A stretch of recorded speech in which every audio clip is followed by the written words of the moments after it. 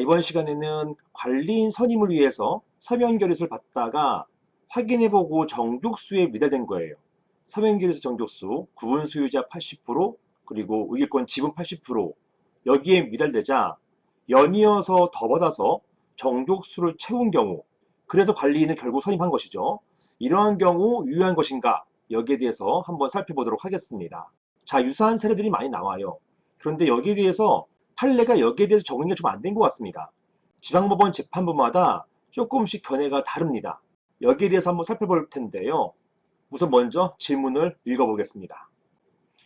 안녕하세요, 변호사님. 저는 경기도 수원에 있는 오피스텔 구분 소유자입니다. 저희 건물에서는 오래전부터 관리사무소가 주도해서 관리단장을 선임해 왔는데요. 관리인 후보에 대해서 찬반을 묻는 서면 결의서를 받아서 관리인을 당선시키는 방식이었습니다. 이번에도 동일한 방식으로 하였는데 문제는 관리사무소에서 서면 결의서를 받다가 도중에 개표를 한 결과 의결 정족수가 미달되었음이 확인되었습니다. 그런데도 관리사무소에서는 계속해서 연이어서 서면 결의서를 받아서 이후 한참 지난 때에 드디어 구분 소유자 A가 관리단장으로 선임되었다고 공지를 보내왔습니다. 이처럼 서면 결의서를 도중에 개표해서 의결 정족수가 미달되면 그때까지 받은 서면 결의서는 전부 무효가 되는 것이 아닌가요? 이렇게 개표 이후에 계속 서면 결의서를 받아서 정족수를 채워도 되는 것인가요? 자, 이런 질문을 주셨고요. 유사한 사례들이 상당히 많이 있어 왔습니다. 관련 법을 보시겠습니다. 자, 사례의 경우 오피스텔이잖아요. 이런 상가, 오피스, 오피스텔은 집합건물의 소유 및 관리에 관한 법률에 적용을 받습니다. 자, 이러한 집합건물법에는요, 어떠한 의결, 사안 같은 경우는 관리인 선임이잖아요.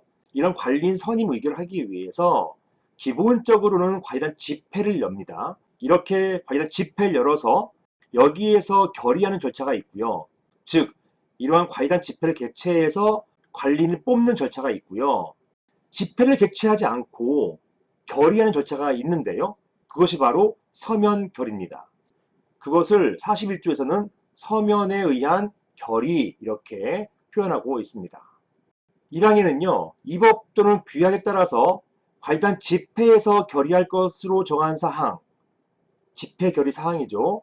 여기에 대해서 집회를 열지 않고 구분 소유자 5분의 4 이상, 구분 소유자 머릿수예요. 그리고 밋입니다. 또는이 아니에요. 밋, 의결권 지분입니다. 5분의 4 이상이 서면으로 이렇게 합의하면 이것을 서면결의라고 하는 것이죠. 이렇게 서면으로 합의하면 관리단 집회에서 결의한 것으로 본다, 간주한다 이렇게 규정되어 있습니다. 방금 말씀드린 것처럼 어떤 결의하기 위해서 집회를 열 수도 있지만 서면으로 그냥 집회를 가름할 수도, 집회를 대신할 수도 있는 것이에요. 이런 서면 결의는 집회를 안 여는 대신에 정족수가 높아요. 즉 80%입니다. 머릿수 80%, 의결권 지분의 80% 이상을 모두 얻어야 되는 거예요. 따라서 일반적 관리단 집회에서는 과반수의 동의만 얻어도 되는 거잖아요. 그런데 서면으로 결의할 때는 과반수만으로는 부족합니다. 80%, 머릿수 80%, 지분 80%가 있어야 되는 것이에요.